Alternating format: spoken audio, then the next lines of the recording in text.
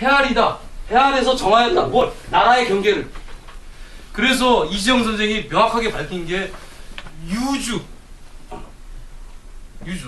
그 다음에 영주, 이것을 확실하게 인정받아서 그것을 조선에게 소속시켰다.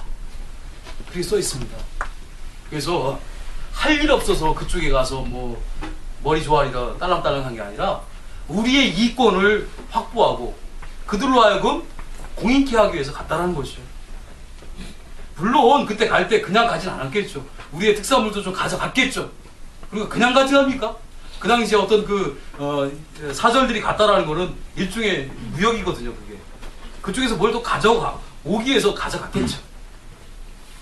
그리고 또한 그 5월 춘추에 보면은 부르테자가 그냥 간 것이 아니라 5월 춘추에는 부르테자가 안 써 있습니다. 현이 장수사자라 여기 써 있는 것처럼 그 북방에 그 이족에서 온 창수사자라고 하는 사람이 나왔는데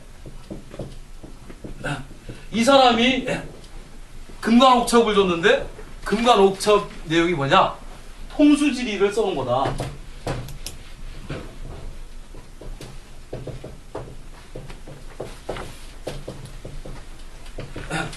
물길을 통하는 이치를 써놓은 거. 쉽게 말해서 오늘날 말하면 수색학이죠. 수색학, 수문학, 수문역학. 토목공학의 한 그 학문인 수문학이죠. 수문학, 하천공학 이런 거. 왜? 실질적으로 사기에 보면은요, 이 당시에 중국은요 9년 홍수로 시달렸습니다. 그래서 나중에 임금이 되는 우임금이 젊었을 때 뭐 했느냐?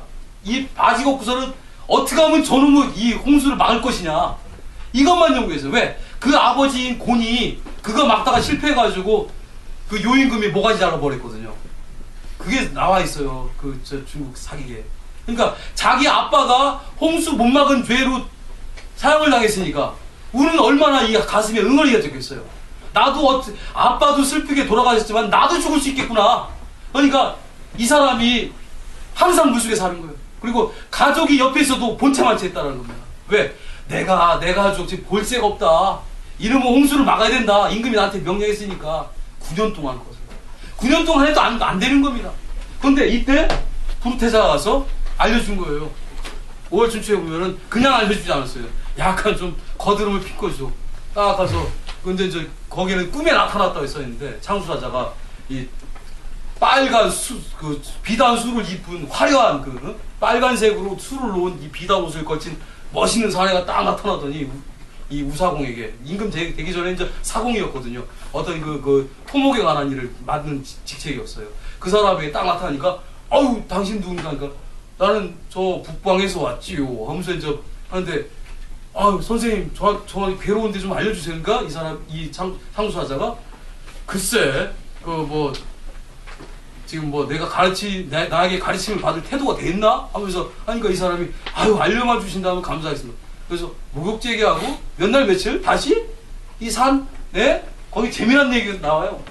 옥석으로 마친 판성 밑을 봐라.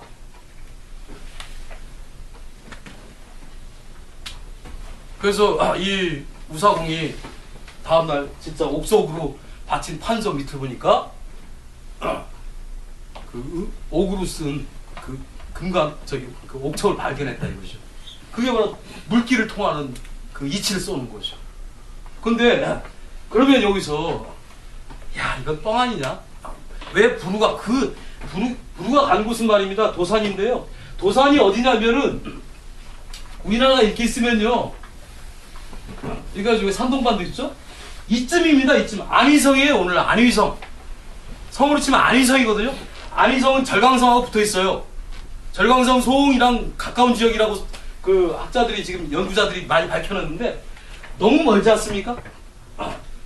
우리가 보통 옛날 상고 조선은 지금의 한반도가 아니라 요서쯤 될 것이다. 요서라고 치자고요. 요서에서 여기까지 이게 1,200리입니까? 수천리죠. 옛날 교통이 발달하지 않은 이곳까지. 그런데 여러분 이 우가 이 전국에 퍼진 이 홍수를 막기 위해서 어디까지 올라가면 갈석산까지 올랐다고 써 있어요. 자, 그럼 보세요.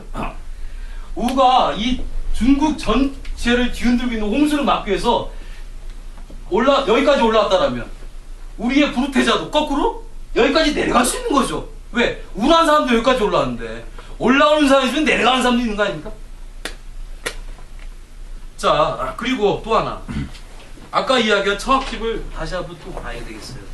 이 청학집에 보면은 뭐라고 써있냐면 재미난 이야기가 써있어요. 단군 왕검도, 그러니까 이 요임금 때 이러한 홍수를 시달렸을 때 마치 이거 동아시아니까 중국 요임금 땅과 우리 단군 왕검이 다스리는 땅이 붙어 있었어요.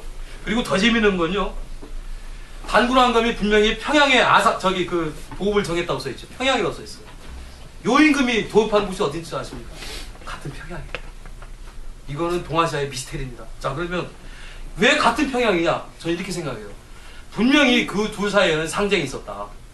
그래서 이 평양이 요서인지 어딘지 모르지만 되게 지금 험독이라고 있죠. 험독이 어디냐면요. 이건 좀 약간 좀 요것만 하고 끝내겠습니다. 험독이 어디냐면요. 여기 이 요동반도 툭 튀어나온 곳, 여기 꼭 들어간 요쯤이에요. 여기가 험독이에요. 이 험독이 바로 고조선의 성인 아사다리라고 보고 있는데요. 이것이 별칭이 평양이지 않습니까?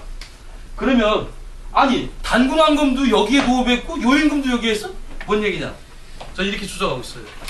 정학집에 보면은 우리 고조선, 원래는 조선이죠. 이련 스님이 기자와 위만 앞서기 때문에 옛고자를 그냥 일종의 부사격으로 쓴 겁니다. 옛날의 뭐 이런 뜻이기 때문에, 옛날의 조선이기 때문에 원래 고유명사는 조선이죠. 이 조선이 얼마나 홍수로 시달렸냐면 여기 써 있어요.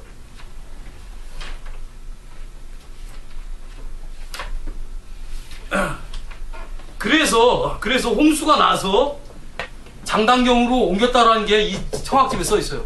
그럼 뭐예요? 우리 조선도 홍수로 시달렸다는 얘기입니다. 그 시달린 경험이 있는 거예요. 그 경험을 충분히 갖고 있는 거야. 그래서 어떻게 하면 막을 수 있다는 걸 알고 있었던 거죠. 그런데 이쪽에서 야, 니네 어떻게 막았냐? 우리 환장하겠어. 도와줘. 해가지고 도움 요청을 했는지도 모르죠. 그래서 우리는 어떻게 합니까? 단군 왕검이 부르테자를 보낸 거야. 야, 저쪽도 사람인데 저들 다 죽는다. 가서 좀 도와줘. 우리 119 구조대 저쪽에 수찬성이라는 데로 보냈지 않습니까? 마찬가지로 보낸 거예요. 그래서 부르테자가 약간 거드름 피면서 알려준 거지만 그래도 알려줬잖아요. 얼마나 멋있습니까?